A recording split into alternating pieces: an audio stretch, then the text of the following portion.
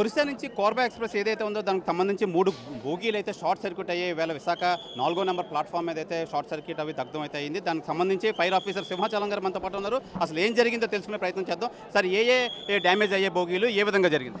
Sir, మనకైతే సుమారుగా 10 గంటల 3 నిమిషాలకి ఫైర్ కాల్ రావడం జరిగింది సార్. సుధాకర్ అనే వ్యక్తి మనకి ఫోన్ చేసి ప్లాట్ఫామ్ నెంబర్ 4 పైన ఫైర్ యాక్సిడెంట్ జరిగిందంటే ఇమ్మీడియట్గా మనం 2 వెహికల్స్తో టర్న్అవుట్ అయ్యి వచ్చాము. వెహికల్ రాకపోవడంతో మా యొక్క పర్సనల్ని ముందుకు పంపించి ఇక్కడ ఫైర్ ఫైటింగ్ చేసి ఈ లోపల హౌజెస్ వేసుకొని 2 వాటితో పాటు మరిపాలెం నుండి కూడా 3వ వెహికల్ తెప్పించి ఫైర్ ఫైటింగ్ చేశాను సార్. వెంటనే ఫైర్ ఒక బోగి మేము వచ్చేసరికి బోగి చాలా ఎక్కువ మంటలతో ఉంది. మంటలు ఇమ్మీడియట్గా మా సిబ్బంది అదుపు చేసి మిగతా బోగీలకు కూడా స్ప్రెడ్ అవ్వకుండా ఆపగలిగారు. కాకపోతే ఈ B7 బోగీలో మంటలు అధికంగా ఉండడం వల్ల దీని హీట్కి దాని పక్కన ఉన్న M1 ఇటు సైడ్ ఉన్న B6 అనేవి కొద్ది మొత్తంలో డ్యామేజ్ అవడం అయితే జరిగింది. సో దీనిలో ఫైర్ స్టార్ట్ అయినప్పటికీ ఎటువంటి ప్రయాణికులు కానీ సిబ్బంది కానీ ఎవరూ లేకపోవడం వల్ల ఎవరికి ఎటువంటి ప్రమాదం జరగలేదు, ప్రాణహాని జరగలేదు. అలాగే సకాలంలో మేము వచ్చి దీన్ని కంట్రోల్ చేయడం వల్ల ఫైర్ పెద్దది అవ్వకుండా ఒక బోగికే పరిమితం చేయడం వల్ల కూడా ఈ పైన షాపులు కానీ లేకపోతే పైన ఈ రూఫ్స్ కానీ లేదా పక్క ట్రైన్స్ కానీ స్ప్రెడ్ అవ్వకుండా ఆపగలిగి చిన్న ప్రమాదాన్ని అలాగే నివారించగలిగామండి. దీనిలో అయితే పూర్తిగా B7 అనే బోగి అయితే డ్యామేజ్ అవ్వడం జరిగింది. కొంచెం మొత్తంలో M1 B6 కూడా డ్యామేజ్ అవ్వడం జరిగింది సార్. ఈ B7 బోగి అంటుకోవడం వల్ల మిగతా బోగీలు కూడా దగ్ధమయ్యాయి అంటారా?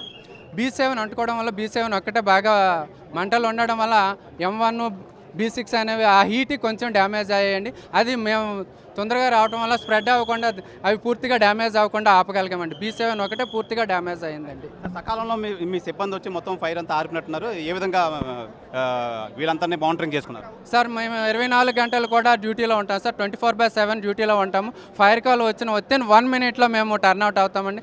ఎక్కడ ఎటువంటి ప్రమాదం జరిగినా సరే మాకు ఇన్ఫర్మేషన్ వచ్చిన 1 నిమిషంలో మా సిబ్బంది అక్కడ నుండి బయలుదేరి వీలైనంత త్వరగా ఫైర్ స్పాట్కి రీచ్ అయ్యి ఏదైనా ప్రమాదం జరిగితే ఆ ప్రమాదాన్ని నివారించడానికి ఎప్పుడు మేము 24 గంటలు అందుబాటులో ఉంటామండి. 24 గంటలు మా డ్యూటీ అండి. ఈ ఫైర్ యాక్సిడెంట్లో ఎంతవరకు లాస్ అయ్యిందంటారు మీ అంచనా ప్రకారం? సార్, ఇంకా ఆ విషయం అయితే మాకు పూర్తిగా అవగాహన లేదు. రైల్వే సిబ్బందితో కనుక్కొని రైల్వే ఇంజనీర్తో ఎంక్వైరీ చేసి లాస్ ఎంత ఏంటి అనేది మేము కనుక్కొని ఇన్ఫర్మేషన్ ఇవ్వగలుగుతాం సార్. ట్రైన్ మళ్ళీ పునరుద్ధరణ ఎప్పుడు జరుగుతుంది సార్? ఆల్రెడీ ఒక బోగి డ్యామేజ్ అయింది, కొద్ది మొత్తంలో డ్యామేజ్ అయిన 2 బోగీలు, ఈ 3 బోగీలు కూడా తీసేసి పక్కన పెట్టడం జరిగింది. కాబట్టి ట్రైన్ యాజ్ యూజువల్గా వాళ్ళు రన్ చేసుకోవచ్చండి. ఇది ఈ ఫైర్ యాక్సిడెంట్ సంబంధించి 4వ నెంబర్ ప్లాట్ఫామ్ అయితే ఏదైతే ఉందో ఆ ప్లాట్ఫామ్ మీద B7 కోచ్ అయితే ఈ షార్ట్ సర్క్యూట్ అవడం వల్ల మిగతా 2 బోగీలు కూడా షార్ట్ సర్క్యూట్ అయితే దగ్ధమయ్యాయి. అయితే ఇందులో ఎటువంటి ప్రాణహాని అయితే జరగలేదు. ప్రాణహాని జరగకపోవడంతో అందరూ అయితే ఊపిరి పీల్చుకున్నారు. అయితే దీనికి సంబంధించి సకాలంలో అయితే మా ఫైర్ సిబ్బంది అయితే వచ్చి రావడంతో పెద్ద ప్రమాదం తప్పిందని చెప్పి అసిస్టెంట్ ఫైర్ ఆఫీసర్ సింహాచలం అయితే తెలియజేస్తున్నారు. విశాఖలో ఈ కోచెస్ ఎవరైతే ప్రమాదానికి గురైందో షార్ట్ సర్క్యూట్ అయ్యో ఆ టైంలో ఈ లీడింగ్ ఫైర్మెన్ సతీష్ అయితే ఉన్నారు. అసలు ఏం జరిగిందో అని చెప్పి సతీష్ మాటల్లో విందాం. సతీష్ గారు చెప్పండి, ఏం జరిగింది? మా కాల్ వచ్చిందండి. యాక్చువల్గా 6:30కే స్టాండ్ పాస్ అయింది ట్రైన్. ఇక్కడ వచ్చేసి కోర్బా ఎక్స్ప్రెస్ 6:30కే స్టాండ్ పాస్ అయిందట. మాకు 10 o'clock కాల్ వచ్చింది. 13 నిమిషాలు కాల్ వచ్చింది. రాగానే హుటాహుటిన మేము 5 minutesలో బయలుదేరి వచ్చాం. ఇక్కడికి రాగానే వెహికల్స్తో వచ్చాము. రాగానే ఇక్కడ ఏంటంటే ఇక్కడ లోపలికి మా పైపులు తేవడానికి అవకాశం లేనప్పుడు మేము ఒక 3 మనుషులు పరిగెట్టుకొని వచ్చి ఇక్కడున్న పైపులతో ఫైర్ ఫైటింగ్ చేస్తాము. అలాగే ఇక్కడ DCP ఎక్స్టెన్షన్లు ఉంటాయన్నమాట. వాటితో కూడా స్ప్రే చేస్తూ వాటితో గ్లాసులు బ్లాక్ చేస్తూ ఇక్కడ ఉన్న రైల్వే సిబ్బంది కూడా సపోర్ట్ చేశారు. అందరూ ఆ సపోర్ట్తోనే అందరం కలిపి పైప్ లైన్స్ ఒక 4 పైప్ లైన్స్ ఒక వైపు నుంచి ఇంకో పైప్ లైన్స్ మెయిన్ ఏంటంటే B7 ఎఫెక్ట్ అయింది. సతీష్ గారు, ఆ సమయంలో ఎవరు లేరా? కోచ్లు ఎవరు లేరా? కోచ్లు ఎవరు లేదు సార్. స్టాండ్ పాస్ వెహికల్ అది. ఇంకా కొద్ది గంటలో బయలుదేరి వెళ్ళే అవకాశం ఉందన్నమాట. స్టాండ్ పాస్ లేదు, మొత్తం ఎలక్ట్రికల్ కూడా ఆఫ్ చేయించారు. మరి ఎలాగైందో పూర్తిగా సమాచారం తెలియలేదు మాకు. యాక్చువల్గా ఏంటంటే B7లో బోగి ఎక్కి దగ్గర 1 ఆ టైంలో అక్కడ ఫైర్ అయిందంటే ఫైర్ అయిన చూసిన వ్యక్తి చెప్పారు. అక్కడ ఏంటంటే ఎక్స్ట్రీమిషన్లో ఉన్నట్టయితే డెఫినెట్గా ఫైర్ అయిన వ్యక్తి ఆపరేటింగ్ చేయగలిగితే డెఫినెట్గా ఆపే వచ్చాయన్నమాట. ఆపితే ఆగిపోద్ది. అది ఆయన ఆపలేకపోయాడు. అక్కడ ఎక్స్ట్రీమ్ లేకపోవడం ఉండొచ్చు. బయట నుంచి తీసుకొచ్చి చేశారు. మేము చేసినప్పుడు వాటర్ స్ప్రే చేస్తాం బాగానే. మొత్తం అందరం కూడా కంప్లీట్ చేస్తాం. మా హౌజులు కూడా సపోర్ట్ చేసి మొత్తం 3 బోగ్స్ కూడా అంటే B7 ఒకటే ఫుల్ డ్యామేజ్. B6 కొద్ది పర్వాలేదు. M1 కూడా డ్యామేజ్ లేదు. ఓన్లీ చెప్పండి, ఆపరేషన్లో మీరు కూడా ఉన్నారు కదా, అసలు ఏం జరిగింది అక్కడ? అదే వచ్చిన వెంటనే ఫైర్ అవుతుందండి. మాకు కాల్ వచ్చింది. వచ్చిన వెంటనే మేము ఫాస్ట్గా రెస్పాండ్ అయ్యి వచ్చాం. యాక్చువల్లీ వెనక నుంచి వచ్చాం. అవ్వకపోవడం వల్ల మళ్ళీ ముందు ఇటు నుంచి రావాల్సి వచ్చింది. అప్పటికే B6 అనేది ఫుల్గా ఇదవుతుంది. మేము వెంటనే ఇచ్చేసాం. M1 వరకు వెళ్ళనివ్వలేదు మేము, అదంతా కట్టడి చేసాం. B6 మాత్రం పూర్తిగా ఇదైపోయింది. B7 కొంచెం పాక్షికంగా కాలిందండి. అసలు ఎలాంటి ప్రాణ నష్టం అయితే జరగలేదా? ఆ సమయంలో ఎవరు లేరా? లేదండి, ప్రాణ నష్టం అయితే ఏం జరగలేదు. అసలు అది బండి ఉదయం 7 గంటలు రావడం వల్ల అందులో మనుషులు ఎవరు, ప్రయాణికులు ఎవరు లేరండి. మేము వచ్చేసరికి అది ఖాళీగా ఉంది, దానివల్ల ప్రాబ్లం ఏం లేదండి.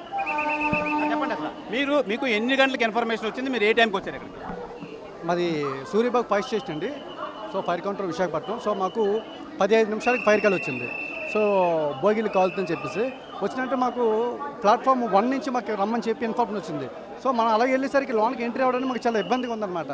సో దానివల్ల మళ్ళీ ప్లాట్ఫామ్ 8 వరకు రావడం, ప్లాట్ఫామ్ బయట మేము చాలా టైం బయట స్పెండ్ చేశాం అనమాట. మాకు లోన్కి రావడానికి వే లేక బయట స్పెండ్ చేసాము. ఆ తర్వాత వెంటనే ప్లాట్ఫామ్ 8 నుంచి ఆ పక్కనే వెహికల్స్ ఆపి లోన్కి దాదాపు మనం ఒక 20 హోజుల వరకు మనం వేసుకోవాల్సి వచ్చిందండి. 21 హోజులు వేసి ఇక్కడ వరకు మనం వాటర్ కనెక్షన్ తీసుకొచ్చాము. వచ్చేసరికి అప్పటికే చాలా దట్టంగా పొగలు వస్తున్నాయి, మంటలు కూడా వస్తున్నాయి. సో ఇమీడియట్లీ మనం మిగతా ఏవైతే ఉన్నాయో మిగతా వాటికి ఫైర్ ఎక్స్పెండ్ అవ్వకుండా ముందు మనం జాగ్రత్తలు తీసుకున్నాం. ఆ తర్వాత ఏదైతే మంటలు ఉన్నాయో వాటిని కంప్లీట్గా మేము క్లోజ్ చేసాం.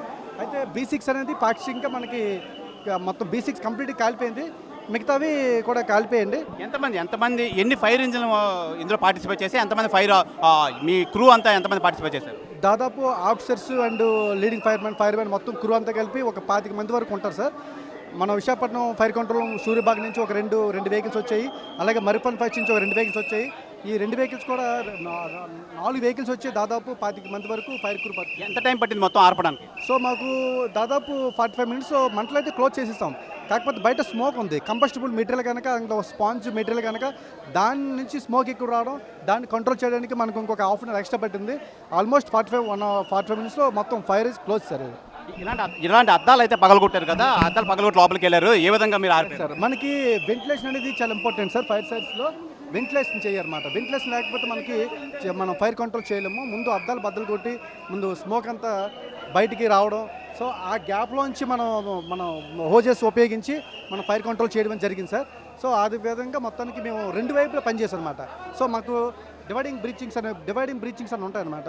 సో దాని ద్వారా మనకు ఉన్న హోజులన్నీ 2 వైపులా కనెక్ట్ చేసేసి ఇటొక్కరు పనిచేసింది అనమాట.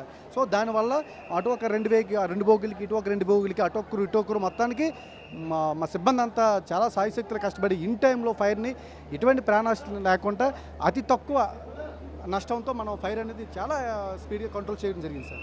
అంటే విత్ ఇన్ ద టైం మీకు తెలియడంతో వెంటనే రావడంతో ఇది తీవ్రత తగ్గిందంటారా? 100% సార్.